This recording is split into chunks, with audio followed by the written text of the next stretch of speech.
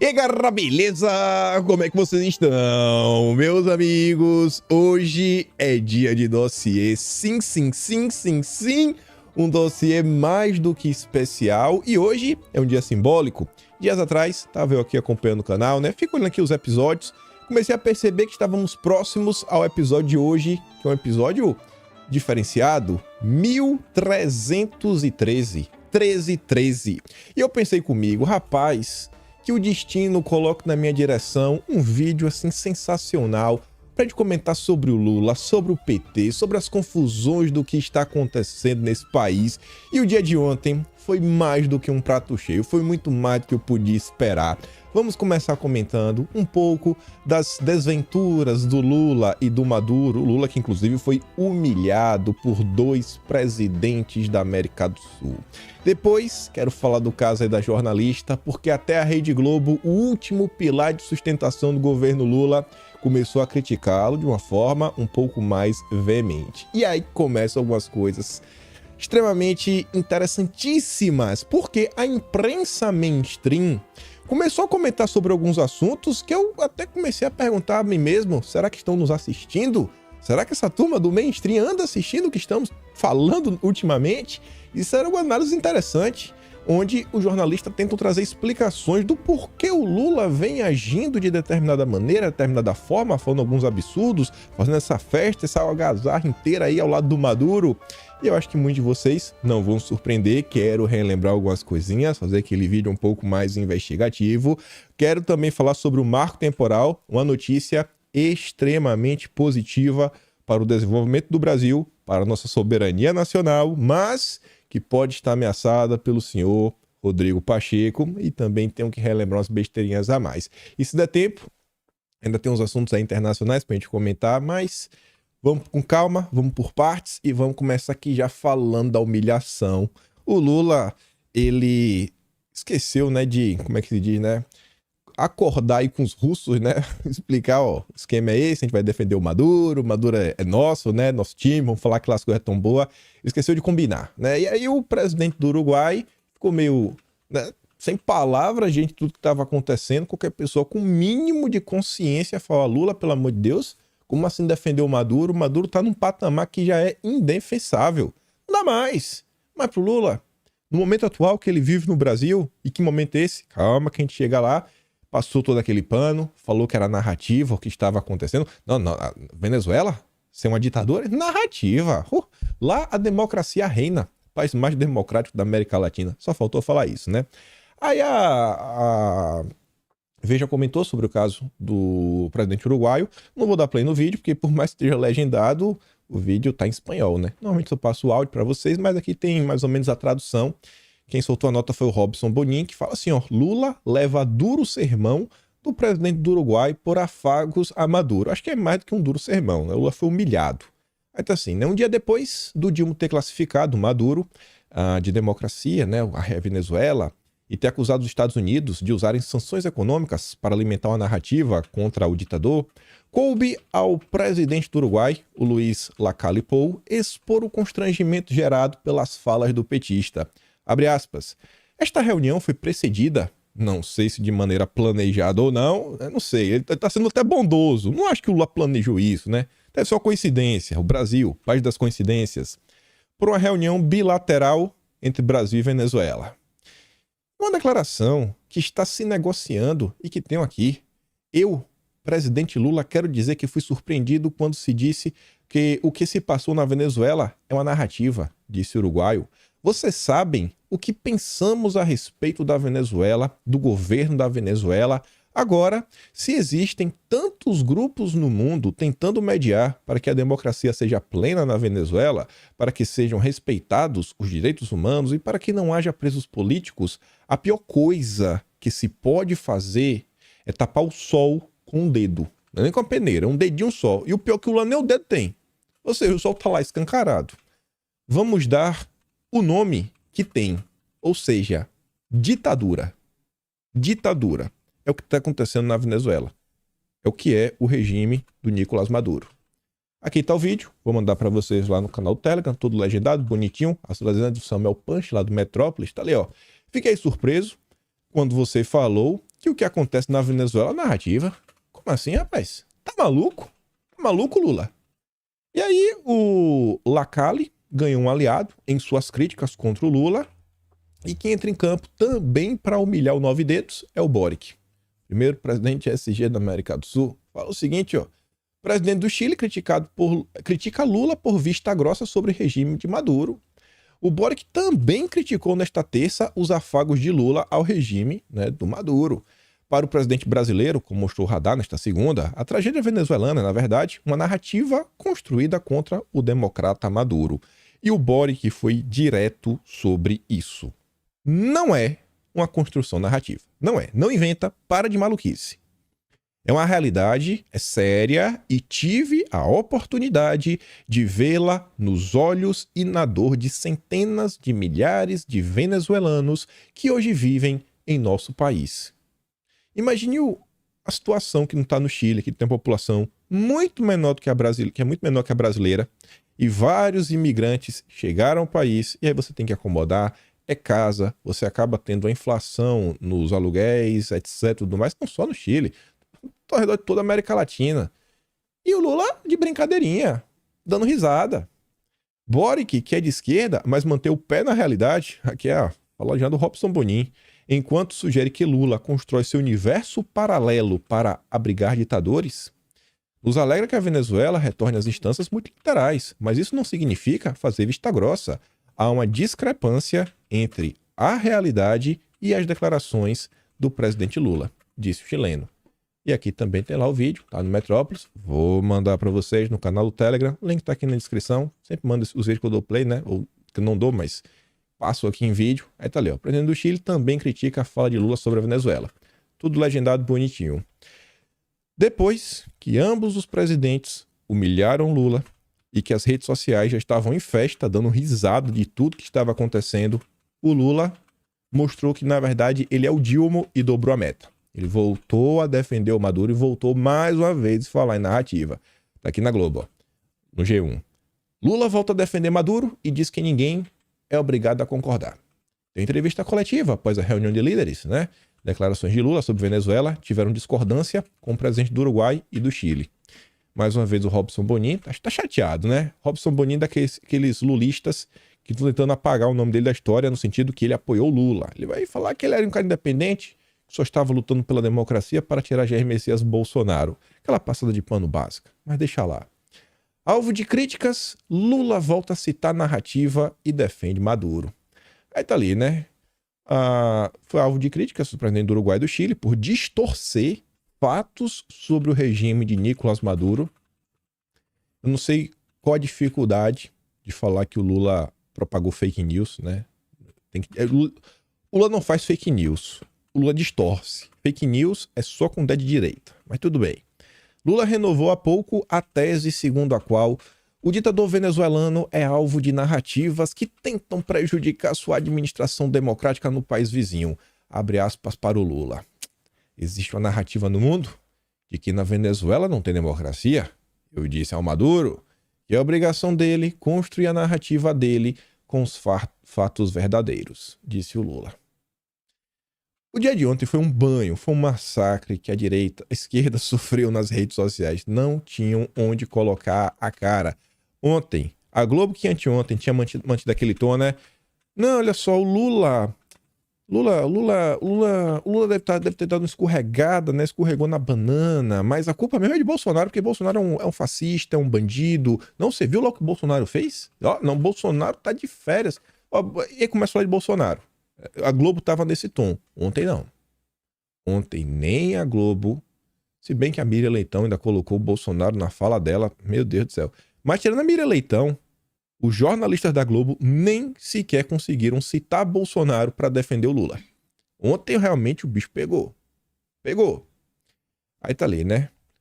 O Lula ainda fez questão de falar de Bolsonaro também para defender o Maduro. Eu acho que deve ter ligado pra Miriam Leitão e falar: Miriam, e aí, qual é o esquema aí? Qual é o briefing da Globo? Não. Ó, aqui na Rede Globo, aqui principalmente nos estudos I da Globo News, a gente tá seguindo a tese, presidente, que a gente tenta fazer uma crítica de leve do senhor e falar que Bolsonaro era muito pior. Ah, é? Tá, beleza. Então eu vou seguir esse caminho aqui com o Maduro. Aí tá lá, ó.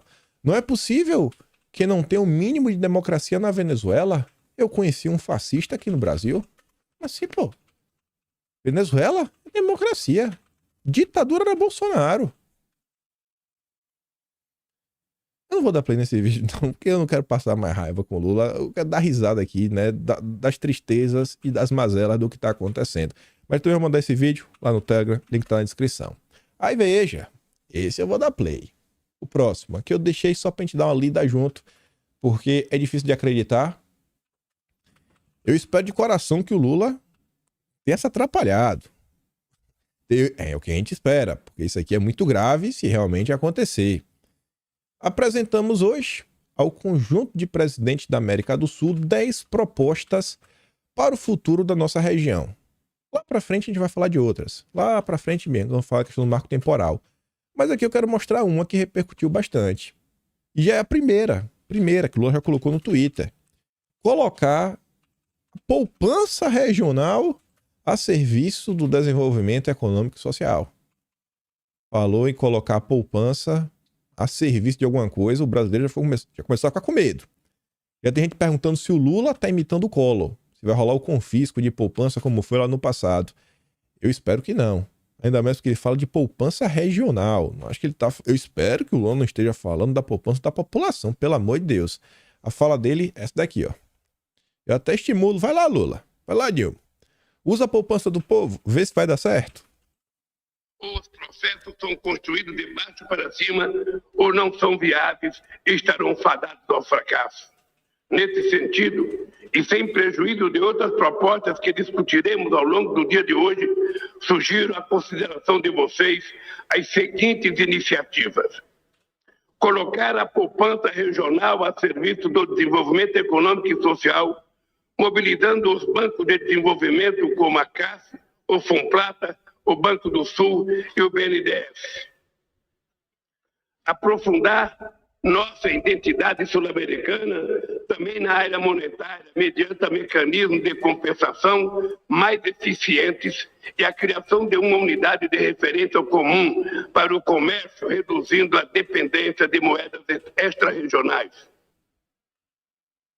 Vamos da moeda, né? Lá vai o falar da moeda. Moeda comum.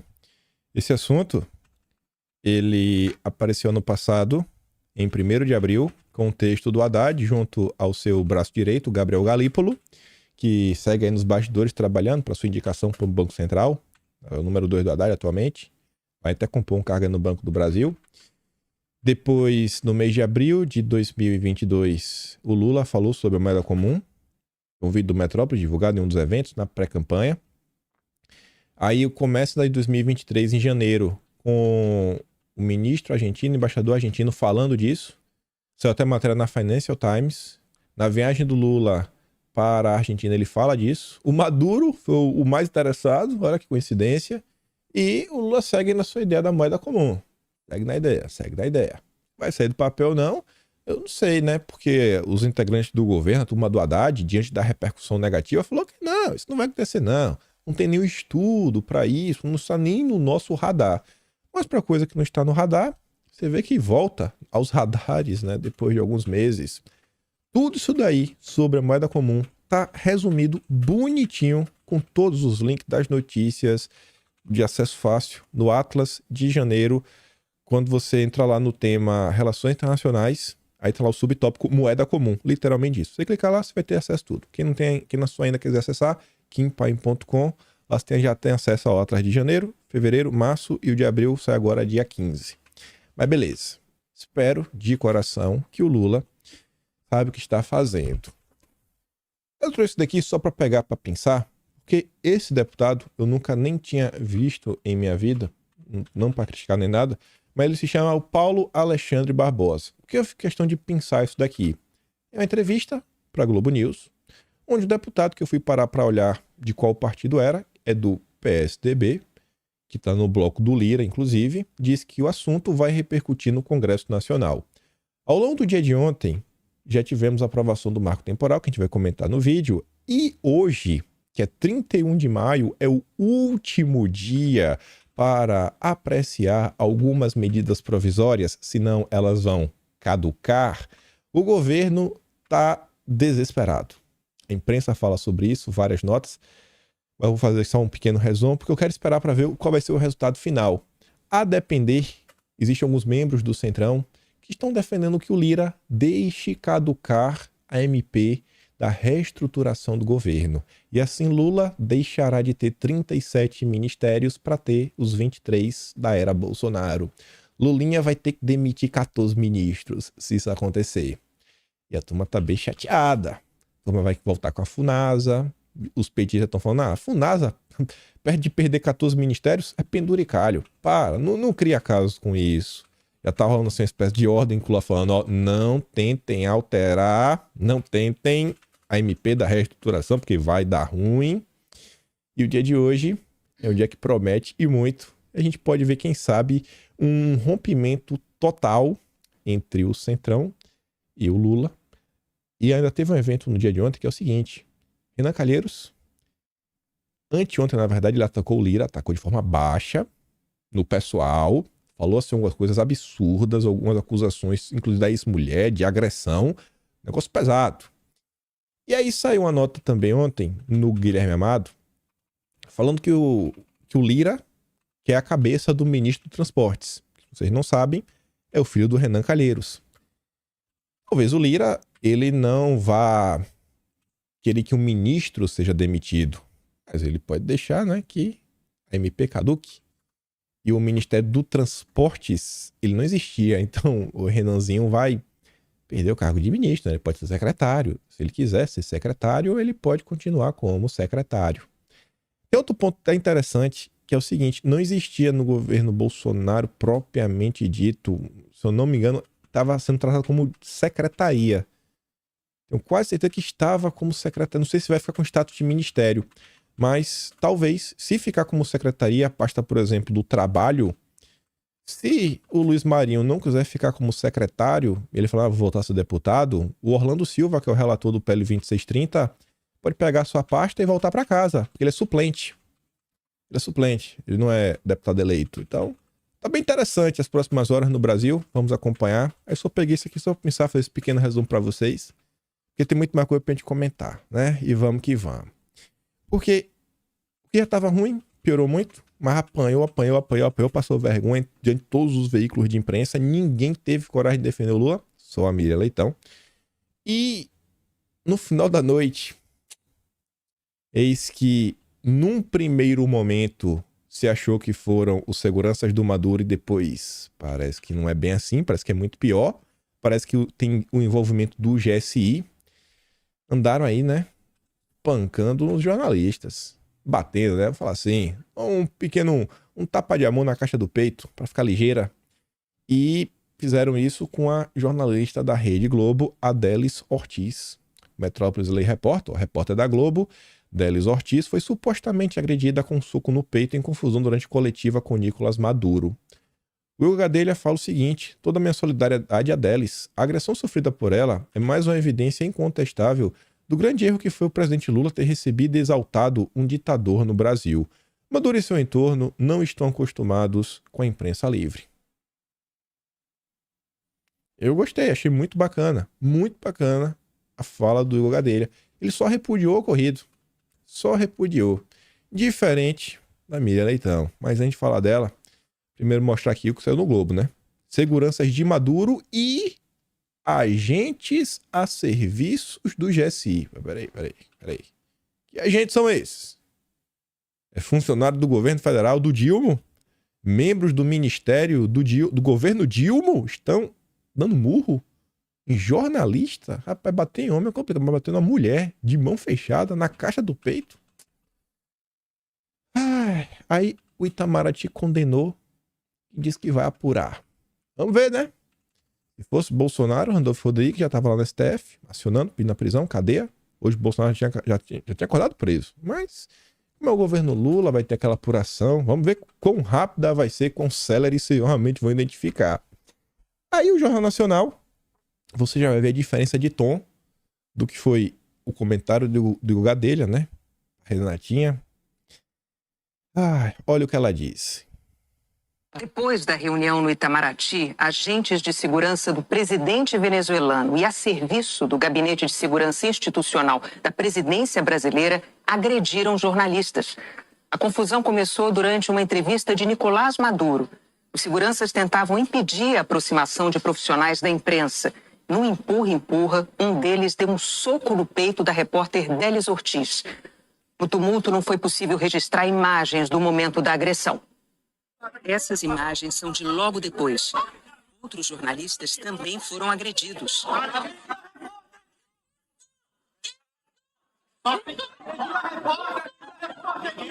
O autor da agressão contra Délis Ortiz, segundo testemunhas, é este agente.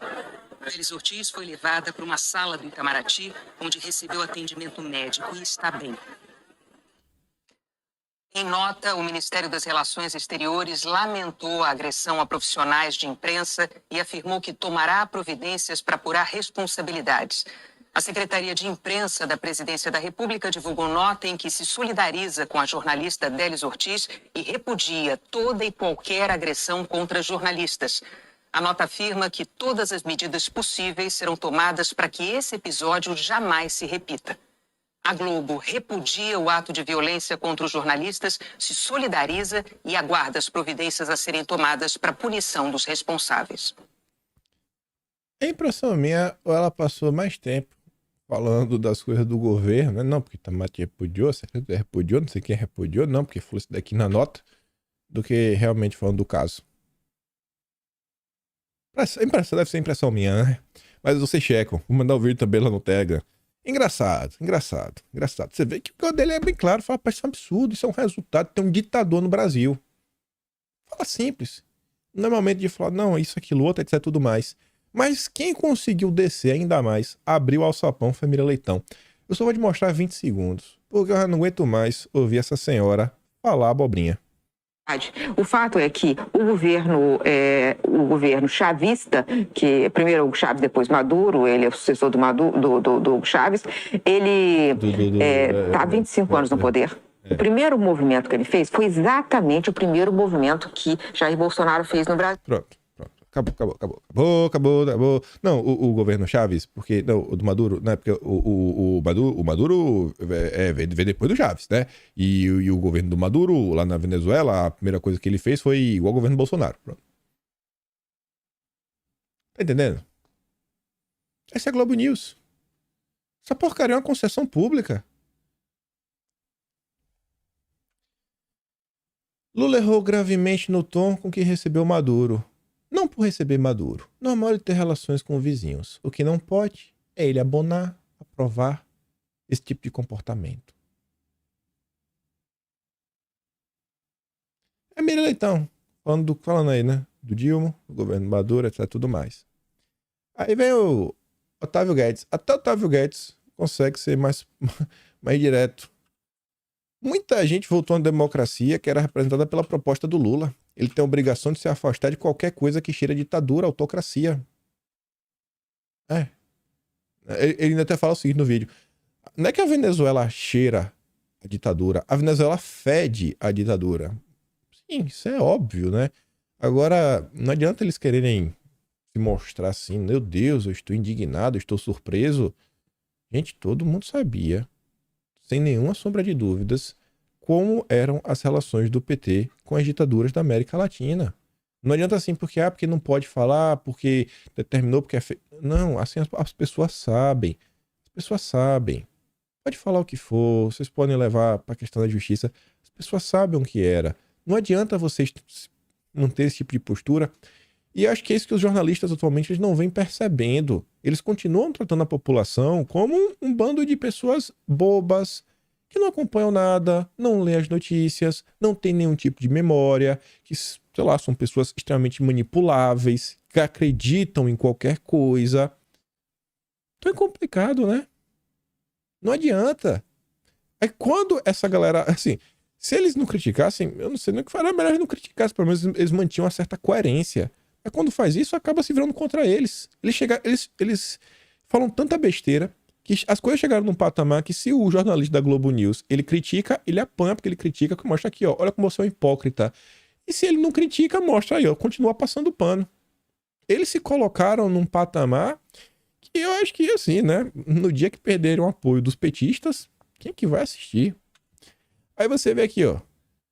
Sobre a coletiva de Lula, o Camarote diz que ele acaba perdendo credibilidade para a política externa, passando a mão na cabeça de ditaduras e, mais uma vez, repetindo a questão do Maduro e da Venezuela. Maduro tem que construir a narrativa dele. Tá bom. Aí a Daniela Lima fala, pô, para aliados aí, né? O Lula, ele acabou pisando em casca de banana com a recepção dada ao presidente da Venezuela, o Maduro, em Brasília. Quem poderia imaginar? Quem poderia? E aí a Daniela Lima, ela começa a aventar algumas possibilidades do que poderia estar por trás dessa movimentação do Lula, porque isso não é normal. O Lula é um democrata. O Lula é o pai da Frente Ampla, mas por que ele está defendendo o Maduro de forma tão enfática? E agora que as coisas começam a ficar interessantes. Sinto que o Robson Bonin está nos espionando, está nos assistindo. Robson Bonin ontem, às 7h30 da manhã, ou seja, eu já tinha gravado meu vídeo, e até porque, na verdade, isso aqui é uma coisa que eu tô falando já tem muito tempo.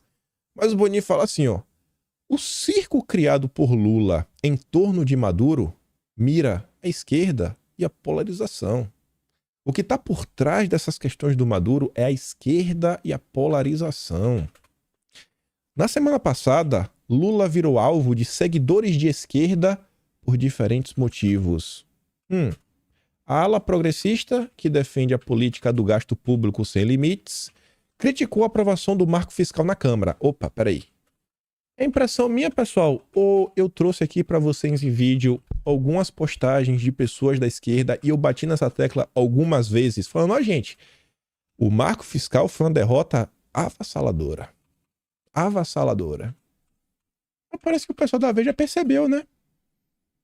Parece que o pessoal da Veja percebeu depois de algum tempo que, em tese, teria sido a primeira vitória do governo. Não foi. Foi uma derrota perante a sua base. Eu falei exatamente esse vídeo, que a aprovação do marco fiscal foi uma derrota pro Lula perante a esquerda, a direita não aprova o marco fiscal e só quem gostou foram os banqueiros. Depois, na sequência, os lulistas ficaram injuriados com a participação do Planalto na operação do Centrão que esfarelou no Congresso os poderes da Marina e da Guajajara. Aqui foi a ala da esquerda, a ala dos wokes. Eu trouxe várias postagens, desde o próprio Janones, colocando lenha na fogueira, Antônio Tabet, Felipe Neto e mais toda a turminha falando, não, estamos com você, Marina. Comentamos sobre isso, né? O circo criado nesta segunda em torno da visita de Maduro deu novo ânimo à polarização com bolsonaristas. Nas redes sociais, serviu, claro, para reagrupar a tropa de esquerda em torno do Planalto. Nada como uma boa discussão com bolsonaristas para capturar a atenção da audiência. A impressão minha, ou a imagem que até usei para esse tema, né?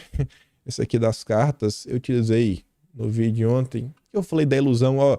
Enquanto o mago está fazendo, né, a sua mágica com a mão, na verdade, né, o truque com a mão, a mágica mesmo está sendo feita com a outra. Aí tudo ilusão, a cortina de fumaça. O Lula está totalmente de calças curtas, vamos falar assim, dentro do cenário atual. Ele está com um problema na economia, ele está com um problema na própria base, ele está com um problema na base dele no Congresso, ele está com um problema internacional e ele não sabe como resolver nenhuma dessas coisas. Agora a Veja assume.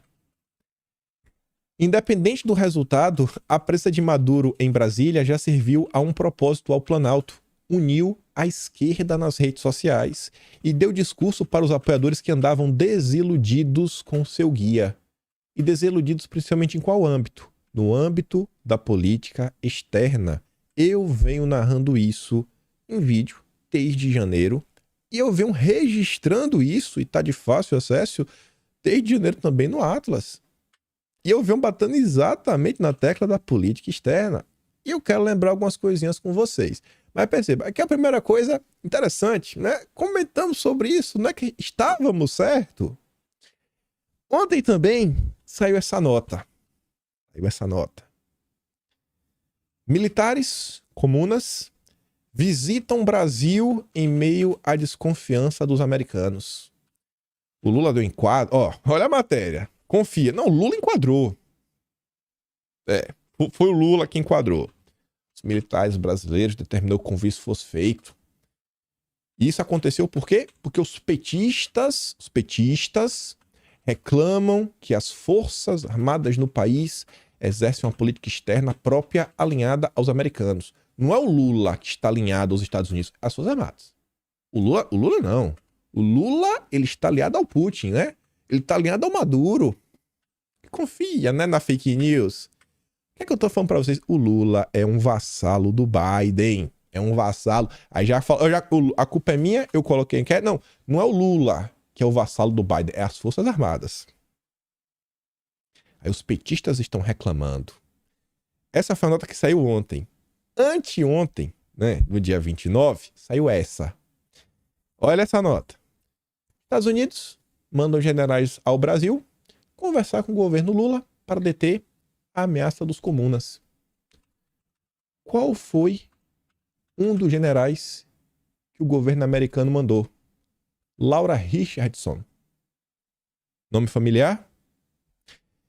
E a nota fala o seguinte: foi dali que saíram os principais resultados da missão dos generais americanos para barrar a influência dos comunas no Brasil. Os exércitos americano e brasileiro concluíram uma centena de acordos de ação, segundo os militares americanos, planejando 149 atividades durante as conversas no Brasil. Que evento foi esse, Kim? Que evento foi esse? Trouxemos em vídeo no dia 25, não, dia 26. No vídeo do dia 26. É no Estadão, né? Mas demorou alguns dias. O Estadão tá meio atrasado. O que foi que eu comentei na época em vídeo? Laura Richardson visitou o Comando de Defesa Cibernética da Defesa. Enquanto o Dilma foi lá para a Comuna assinar 15 acordos. Aqui foram 149 atividades. Aí, no vídeo do dia 26, eu mostrei também esse vídeo, comentando quem era a Laura Richardson. Falei, gente, ela tá muito preocupada com as girafas da Amazônia. Mas muito preocupada. Meu Deus do céu, como ela tá preocupada com a girafinha. E aí, esse print também estava no vídeo do dia 26. Quem é cidadão? Rogério Anitablian. YouTuber de esquerda. É um cara sem cabelos, que se diz analista de geopolítica. Vez ou outra, tá no Brasil 247, mas passa um pano para o Lula. Um pano, meu Deus do céu, e se vende como nacionalista. Tenta enganar pessoas. No vídeo dia 26 eu mostrei para vocês o tweet dele, que ele fala assim, ó: papo reto e poucas palavras.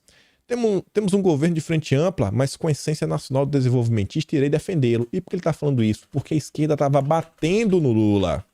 A esquerda tava batendo no Lula. Então tem que vender que o Lula é um cara forte, é um cara porreta, é um cara que peita os americanos. Pessoal, seguinte, o papo que o governo seria comandado pelo Biden foi narrativa desesperada de mal perdedores para colocar fogo no parquinho. O país tem problemas, mas é grande. Não subestimem.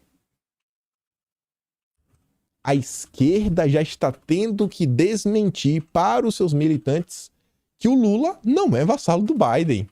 Ou seja, os militantes do Lula estão afirmando com todas as letras: o Lula serve ao Biden, ele nos traiu, ele nos traiu, ele nos traiu. Aí traz o Maduro, não, aqui ó, não traímos vocês não, o Maduro está aqui. Aí você agora faz a pergunta que é simples: o quão deteriorado, qual o tamanho da crise que o governo Lula está vivendo ao ponto de colocar o apoio da Rede Globo em xeque para não perder as redes sociais de esquerda? Quão caótico não está esse governo para precisar brigar com o jornalismo para unir a esquerda nas redes sociais? Só pare e pensa nisso.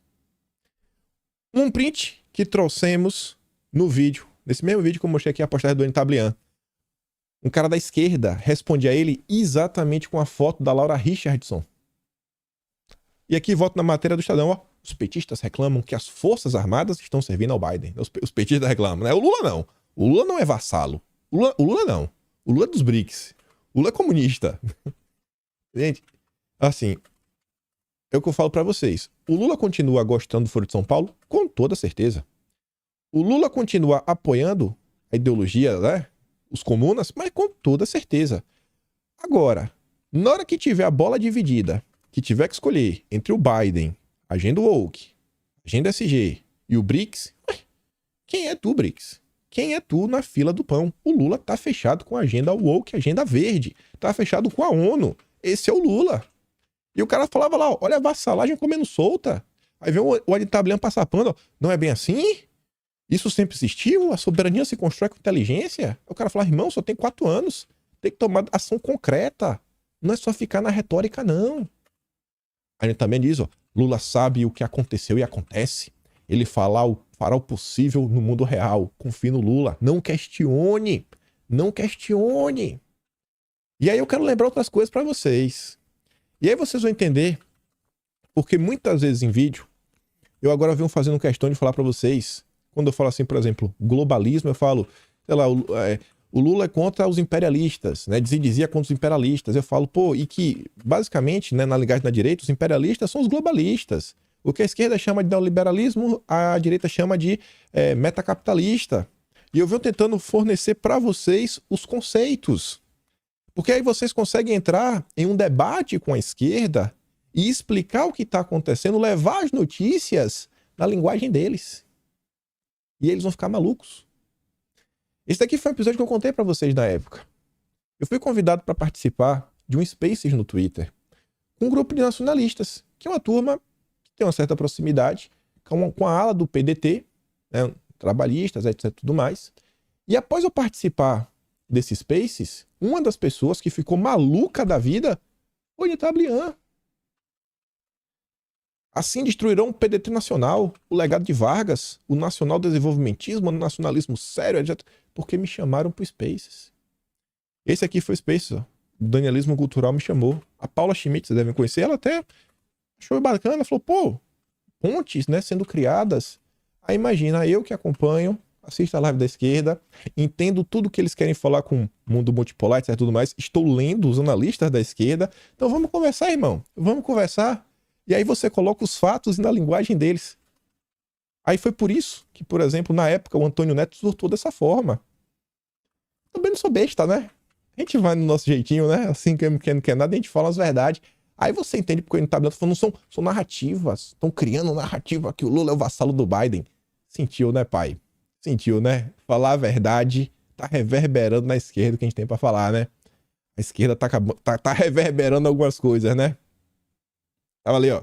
Kim Paim fez isso, fez aquilo outro. Tem nada a ver sectarismo, mas com princípios e valores. Pessoas como Kim Paim não cabem em espaços democráticos, pois corroem os alicerces democráticos que são união, inclusão e respeito. O Antônio Neto é o presidente do PDT em São Paulo. Inaceitável conversar com esse cidadão. Inaceitável. Não dá, ó. Não dá para ver pessoas como Eduardo Moreira, Elia Jabor, o Wallace Moreira sendo alvos por causa de divergências dentro da democracia, ou seja, dentro da esquerda, e achar normal abrir diálogo com gente como Kim Paim. E parece que abrir o diálogo com Kim Paim está rachando a direita. Kim Paim, pare de dividir a esquerda. Ah, mas não acreditando. Estão sentindo.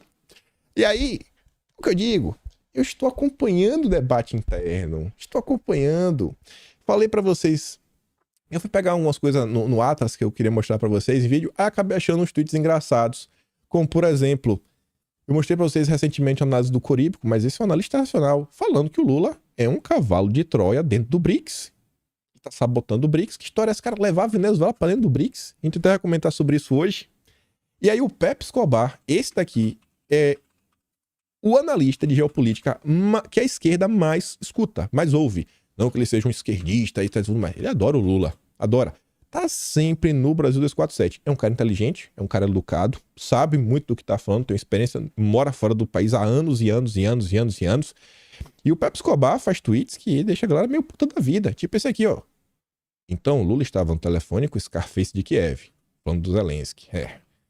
O Brasil defende a integridade territorial da Ucrânia contra a invasão russa. Lula recitou a escrita imperial, sem teleprompter, né? A escrita do Biden, dos imperialistas.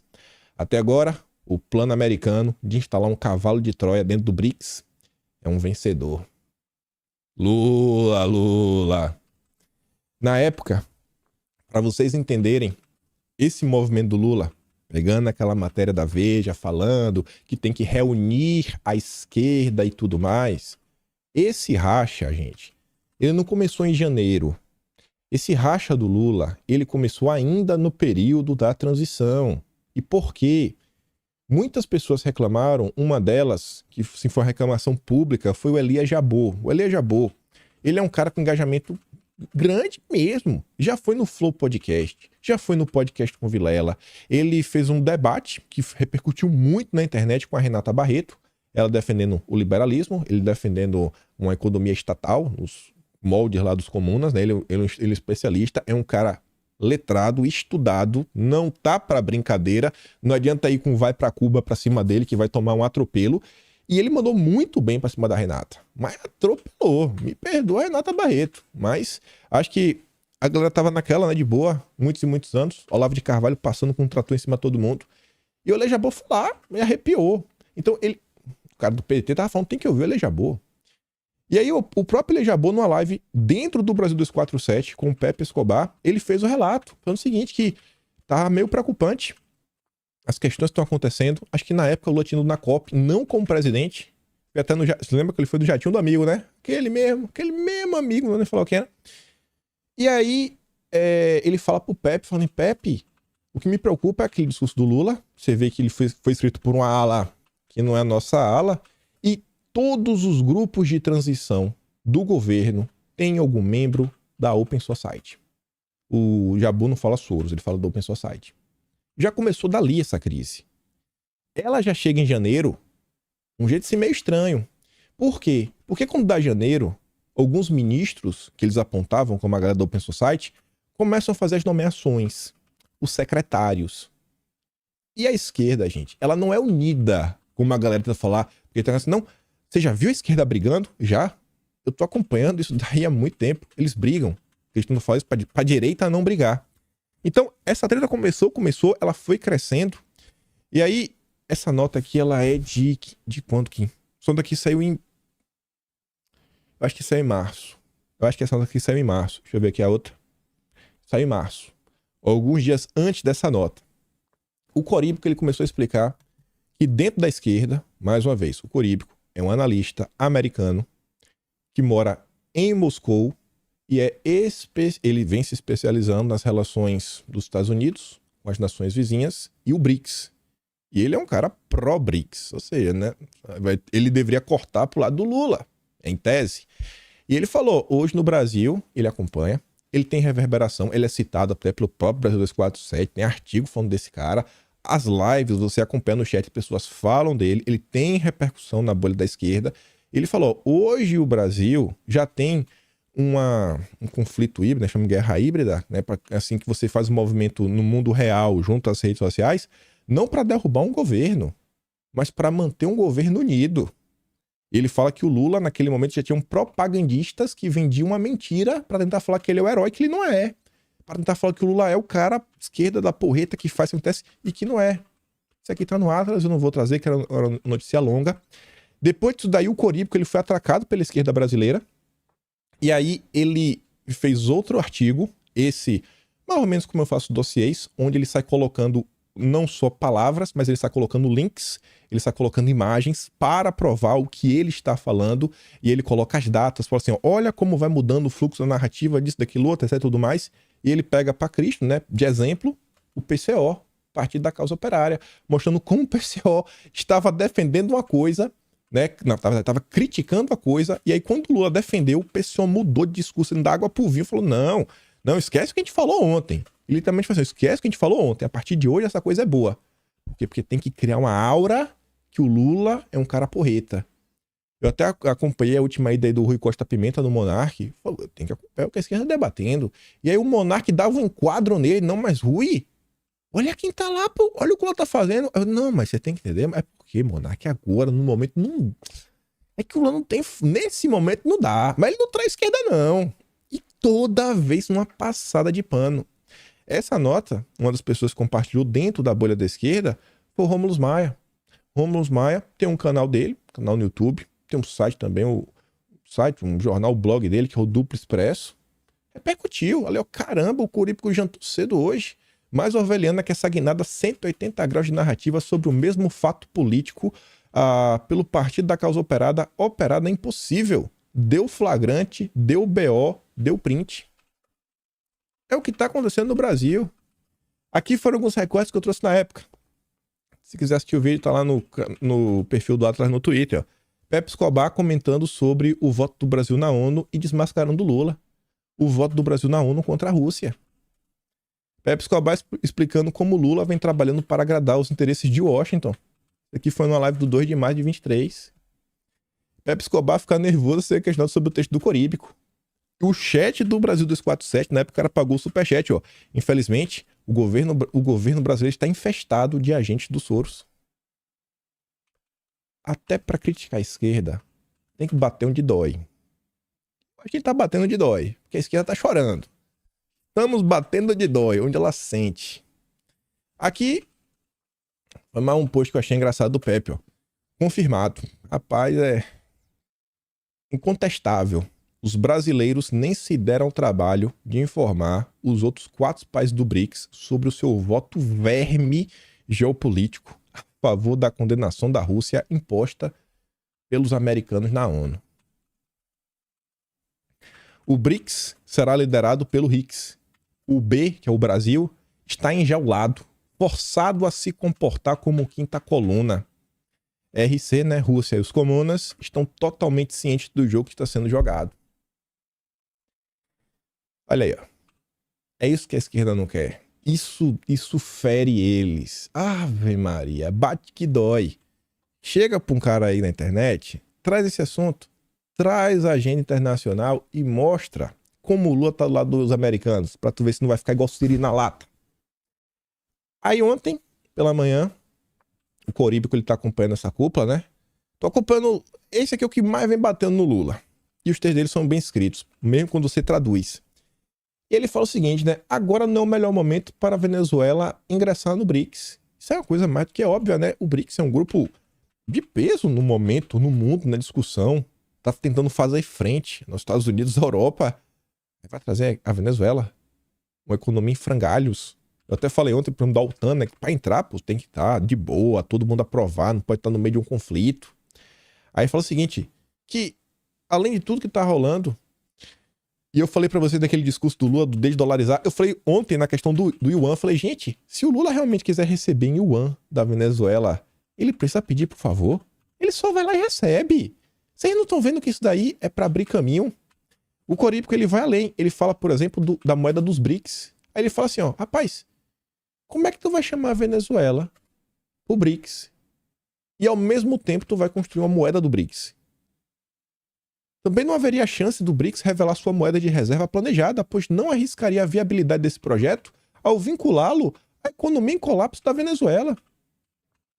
Como é que o Lula fala que vai desdolarizar, colar com o BRICS e criar uma moeda ao mesmo tempo que a Venezuela? Como, assim, a Venezuela vai descredibilizar essa moeda? Lá pra frente ele diz, ó, todo esse site levanta a questão do porquê Lula apoiou publicamente o interesse de Maduro em ingressar no BRICS, apesar de saber da quase impossibilidade da Venezuela ingressar em breve. Muito provavelmente, né, o Lula só queria se apresentar como um parceiro de confiança, né, do Maduro. Lula provavelmente também quis convencer seus partidários, ou seja, sua base militante nas redes sociais, de que está realmente comprometido com a multipolaridade em meio a suspeitas críveis de que ele seja um cavalo de Troia do Biden. A esquerda colocou o dedo na cara. Você nos traiu. Você nos traiu. O cara que é militante, que acompanha a política, você nos traiu. Quem apoia o Lula de forma cega, que é aquele cara que nunca leu nada sobre política, mas ele acompanha o perfil do Choquei de fofoca, e o Choquei falou que o Bozo... Aí o Bozo, olha como o Bozo é um cara malvado. Esse não tá nem pra nada. O cara que é militante, que entende um pouco o que é ser de esquerda, os valores de esquerda, esse cara já entendeu o jogo. Aí você vê. No evento ontem, no Brasil, gente. No Brasil, dentro das nossas fronteiras, o Lula atacou nossa soberania. Rapaz, esse daqui foi baixo. Dentro do Brasil, o cara atacou nossas fronteiras. Vou dar play aqui. Deixa eu ver. Cadê esse aqui? Uma ligação, se não tem outra razão para a gente ter uma nova governança global, com o fortalecimento das Nações Unidas com outros países, a questão do clima só vai ter solução se a gente tiver decisões globais. Que eu não depender do meu Congresso, que eu não depender que outro país não dependa do seu Congresso, porque muitas vezes você aprova uma coisa numa COP e quando chega no seu país, o Congresso não aprova, os empresários não aceitam e aí as coisas não são executadas. Então, essa reunião de agosto, que vai ser em Belém, vai ser uma reunião marcante para a gente dar seriedade na defesa da Amazônia. Na defesa da Amazônia. Já tem data. A Amazônia brasileira será entregue para o Biden em agosto. Vocês acham que no ACOP, né, nesses eventos da ONU, quem vocês acham que tem mais força, mais voz? O BRICS? Os países do BRICS ou os Estados Unidos e os países europeus? O Lula quer que a ONU possa impor regras dentro dos países, passando por cima do Congresso. Isso para vocês parece democracia? Vocês conhecem... Eu vou perguntar, não é se vocês não, porque vocês são orelha seca. Vocês conhecem uma única pessoa que votou em alguém da ONU? Às vezes você tem algum amigo bacana, algum amigo porreta, algum amigo importante. Você conhece alguém que votou em alguém que está na ONU? Eu não conheço. O Lula quer que a ONU imponha regras para salvar a Amazônia. Será marcante, viu? O COP que vai acontecer em Belém no mês de agosto. Mal aconteceu no passado, já vai ter de novo. Olhem o que vem de retórica e o que tem de medida concreta desse governo. Tá aí, ó. É concreto. A COP vai acontecer em Belém em agosto. Imagine toda a pressão internacional. Os zongueiros vão ficar malucos. Mas eu não duvido nada dele de querendo fazer uma espécie uma comissão com algum líder, passar 10 minutos, né, no meio da mata para bater uma foto na Amazônia e falar: meu Deus, temos que proteger a Amazônia, meu Deus, os índios, as ocas, vai passar pelas ocas, né? Fala: meu Deus, deitei na rede na oca, agora entendi por que a Ferrogrão não pode passar do lado. O cara traiu o Brasil. É um absurdo, E a gente vai comentar até sobre essa questão ambiental, várias coisas, agora. Que ontem, graças a Deus, enquanto o Lula está atacando a nossa soberania nacional, nossos deputados estão tentando colocar ordem na casa. Só que, antes de falar sobre o marco temporal, no vídeo de alguns dias atrás, né? Acho que eu trouxe no dia 26. Quem foi? Acho que foi no vídeo dia 26. Eu trouxe a notícia acima que falava que a AGU vai mudar a posição e impor empecilho à Ferrogrão. O Lula estava em seu discurso falando que tem que integrar a América Latina, a América do Sul, a região. Mas o Lula não quer fazer integração nacional. Como é que você não quer fazer a integração nacional e já quer partir para regional? Hã? Que maluquice, hein?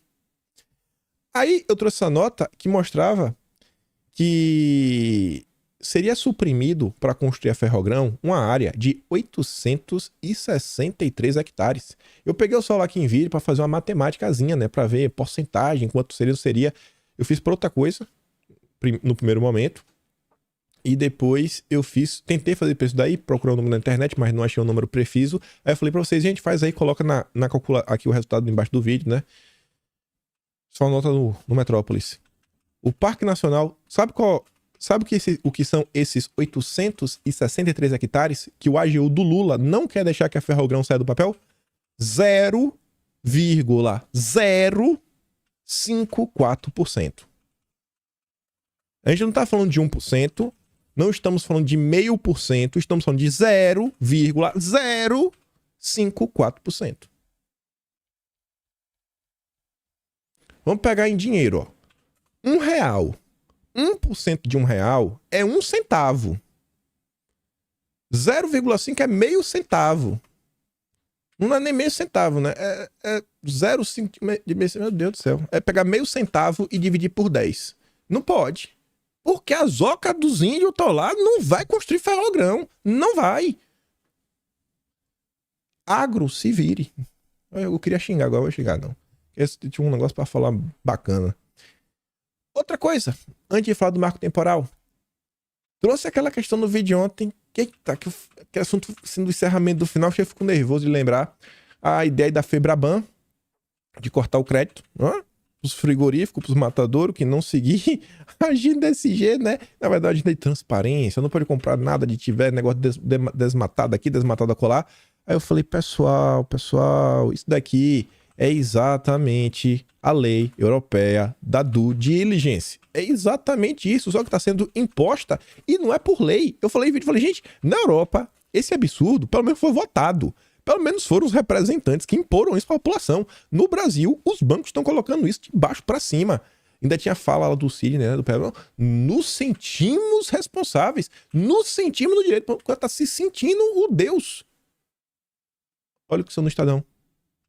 Medida da Febraban contra desmatamento segue linha de nova legislação da Europa que afeta o Brasil. É mesmo? Quem poderia imaginar? Não foi o que a gente falou ontem. Os bancos atacando a soberania nacional. Eu vi um amigo meu falando, sabe o que? Ele falou, cara, isso se resume em 2 palavras. Economic warfare. Existe lawfare, que é quando você usa o direito para basicamente criar, né, uma guerra, uma batalha, você vencer político, usar o direito para fazer, né, batalha política. O cara tá fazendo economic warfare, o cara tá usando economia para avançar com a agenda política. É um absurdo o que está acontecendo nesse país. Aí você vê, ó, empresas ampliam exploração de petróleo em áreas protegidas no mundo. Veja mapa. Só que no Brasil, o IBAMA do Lula e da Marina proibiu. O mundo inteiro, os países ricos, Noruega, porque fala ali, ó, deixa eu ver se botou o Alá, não botou o Ártico. Não, tá ali, ó, Geleiras do Norte, é o Ártico, é a Noruega, que doa dinheiro pro Fundo da Amazônia. Mas ele está explorando no Norte, na geleira. Os Estados Unidos do Biden tá explorando no Alasca. Mas o Brasil não pode. Não, porque o IBAMA do Lula não deixa. O Brasil não pode se desenvolver de jeito nenhum. O Lula do BRICS. Nacional desenvolvimentista, como diz o Rogério Netablian. Um desinformante. Aí, vamos lá. Ontem, os índios branquinhos de boné, com capuz preto e o moletom do Antifa, os índios, né? Esses índios fecharam a rodovia, né? Protesto de São Paulo, a Bandeirantes. Temos aqui mais imagens. Rapaz, essa foto tá tão boa. Aqui, ó. Aqui dá pra ver o moletom do Antifa. E esse índio aqui, gente, eu acho que é esse cara que ligou pro Mark Ruffalo, que é o Hulk. Ele tava com a camisa do Capitão América. Ele tá com a camisa do Capitão América. Capitão América da Marvel, sabe? Que é parceiro do Hulk. Aí, ó.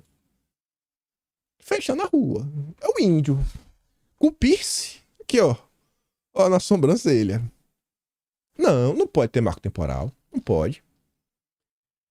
Aí, o Orlando Silva começa ali por baixo, ó. Urgente. Povos originários bloqueiam totalmente a rodovia dos Bandeirantes. O mesmo Orlando Silva, em 1º de novembro do ano passado. O choro é livre. O bloqueio de estrada é crime. Crime não. Pelo menos não quando é os povos originários. Esta é a hipocrisia da esquerda. Tarcísio mandou o choque sentar borrachado em todo mundo. Bora, vaza. E vazaram. Parabéns, Tarcísio. Resolveu o problema. Assim, na boa, não vem fechar a rodovia pra atrapalhar o trânsito, né? Vai lá reclamar em Brasília, pô. Para de confusão. E vejam só, falei pra vocês que isso aqui é importantíssimo, ó. PL Marco Temporal permite a estrada em terra indígena e reedita contato com o isolado da ditadura. Embora a chamada tese do marco temporal seja o principal item do PL, o PL do marco temporal altera políticas indigenistas adotadas há décadas no país. Uma delas reacende a possibilidade de contato com povos que vivem em isolamento voluntário, prática que marcou a relação da ditadura militar com os indigenistas. Parlamentares e movimentos contrários ao projeto, os zongueiros dizem, na verdade eles temem, que o dispositivo, olha como o marco temporal é malvado. Os zongueiros estão falando que se esse projeto de lei for aprovado, essa justificativa de utilidade pública, né, de poder entrar na terra em nome da utilidade pública, pode liberar a realização de obras. Você já pensou a Ferrogrão sair do papel e a Oca do INE, na verdade a terra do INE, perder 0,054%? Rapaz, meu Deus do céu. Não estou acreditando. Tem que chamar Batman para resolver essa situação. Além disso, os zongueiros estão preocupados porque a utilidade pública pode abrir espaço para missões religiosas. Os cristãos podem entrar lá dentro. Como assim um cristão pode entrar na terra indígena? Essa é a turma do Lula, viu? Que não quer o projeto. Aí o Lira culpou a omissão do governo por pautar o PL. Foi o seguinte, meu irmão. Não teve diálogo com o governo. Ele relatou que foi procurado pelo governo na segunda-feira, mas a conversa não foi adiante. Ninguém do governo que propôs o acordo ontem veio para perguntar se estava bom, se estava ruim, se andou, se não andou. Pô, eu entendo que não andou, né? Houve tentativa de saída alternativa, né? Tentar resolver a questão também lá de Santa Catarina. Dia 7, a Suprema Corte vai jogar aí os casos. E fala assim, nós procuramos a AGU 3 meses seguidos para fazer um acordo do governo de Santa Catarina. A bancada de Santa Catarina, a AGU, a Câmara, para que a gente não chegasse nesse momento. O fato é que o Judiciário vai pautar no dia 7 e o Congresso precisa demonstrar ao Supremo que está tratando a matéria e tratando a matéria em cima dos marcos temporais que foram acertados na Raposa Serra do Sol. Qualquer coisa diferente daquilo vai causar insegurança jurídica. A votação foi um atropelo. 1/3 da base do Lula, né? Desculpa, 1/3 dos votos que aprovaram o projeto foram deputados da base do Lula. Dos 30 votos do MDB, 22 foram a favor do marco temporal, 1 contra. 7 não votaram. No PSD, 25 a favor do projeto, 8 contrários, 1 abstenção. Dos 50 do União Brasil, só 2 foi como o governo queria. O PSB deu 12 e 3 a favor do projeto.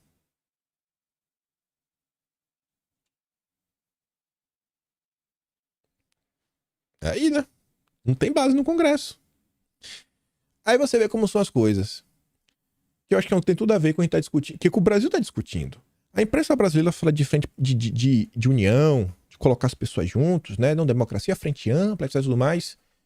Isso aqui é frente ampla. Isso aqui é a frente ampla. A frente parlamentar do agro é a frente ampla. Você vê, atualmente o presidente é o Pedro Lupion. O cara que vem trabalhando pelo agronegócio. Deu boas entrevistas. Ajudou a avançar com a CPI das invasões às propriedades privadas.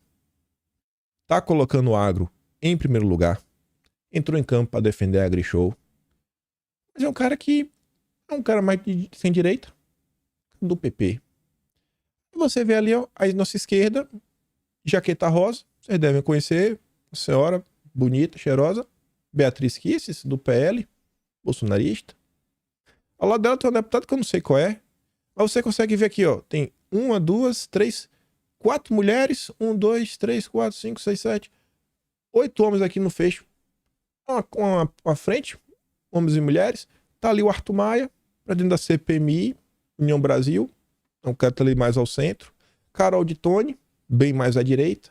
Tá o Polon ali atrás. Tá ali o Braga, do lado do Lupion. Todo mundo junto, misturado. Tá ali, a Silvia, do PL, me perdoe se eu não lembro seu sobrenome, que foi ela, índia, do Amapá, foi ela que entrou em campo para recolher assinaturas para tentar resolver a questão da Petrobras e tentar criar uma questão do Congresso. Não, vamos discutir com prioridade. Foi ela.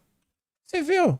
Pessoas de espectros políticos meio similares, né? Mas não são assim, meu Deus, um negócio assim uníssono, todo mundo pensa igual, todo mundo direito. Todo mundo consegue conversar e consegue colocar o Brasil, o desenvolvimento do Brasil, o agronegócio, unindo as pessoas. Aí tem o sertanejo, né? A música sertaneja, o interior do Brasil, todo mundo tem um parente, até quem mora na capital. Você vê, isso é a democracia. Mas está sendo atacada. Frente parlamentar do agro vem sendo atacado, o agronegócio vem sendo atacado, paulatinamente pela imprensa, pela esquerda, pelos aliados do Lula. Aí você vê. Chega aqui na reta final, não ficar muito longo.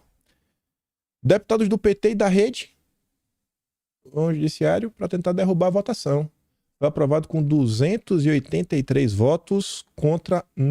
cadê? Foi 283 a 135, eu acho. Estou na dúvida agora quantos votos contrários. Mas foi um atropelo. A esquerda já vai judicializar o tema. Além disso... além disso...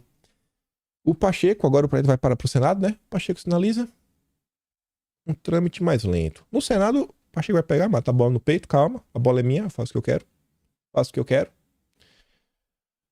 Pacheco assegurou a Guajajara que a proposta terá toda a atenção às questões referentes à constitucionalidade de alguns artigos. Ele falou isso daí, né? Na reunião, que estava acompanhado por lideranças indígenas e os zongueiros, os ambientalistas. Ela solicitou, caso o projeto seja aprovado pelos deputados, que o Senado atue na redução de danos. Atue na redução de danos. O Senado, Pacheco.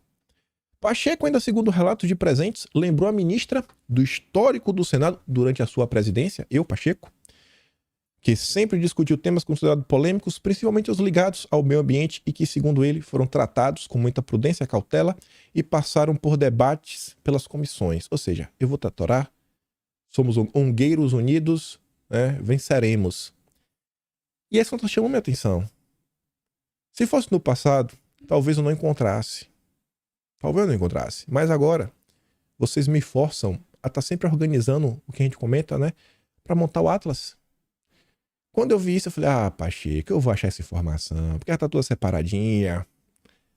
Rapidinho, pipipi.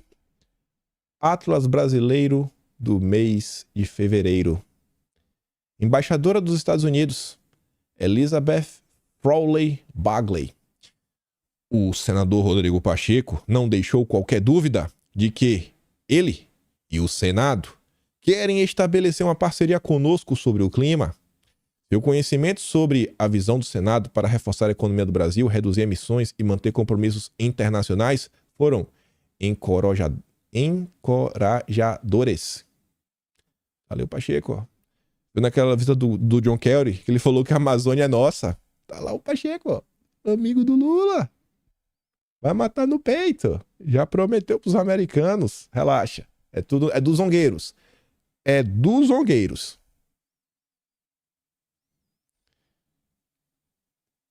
Uma coisa é certa. Não sei o que vai acontecer ao longo dos próximos anos. Mas no que depender de mim, essa história ela não vai ser perdida, né? Pode ver que tá registrada. Tudo que está acontecendo, toda essa crise do governo Lula, porque às vezes a gente vê o dia a dia, a gente se perde. Você vê, no momento atual, não está se discutindo na PL 2630 e está acontecendo algumas coisas. Tá aqui, até tem material, mas hoje não vai dar tempo, né? Até aqui com 1h08. Eu tenho um assunto extra, mas não quero adiantar nem o que é, pra gente comentar um momento oportuno. Mas tudo é bom também, interessante. Acho que você vai ficar feliz. Vocês estão vendo aí, gente. O governo está um caos. Está um caos. O Lula está sofrendo em todos os âmbitos. Na economia, com o Congresso, com sua militância, internacionalmente, brigas dentro do Palácio, brigas dentro do PT. Não tem um único porto seguro. O que é que eu posso fazer, né?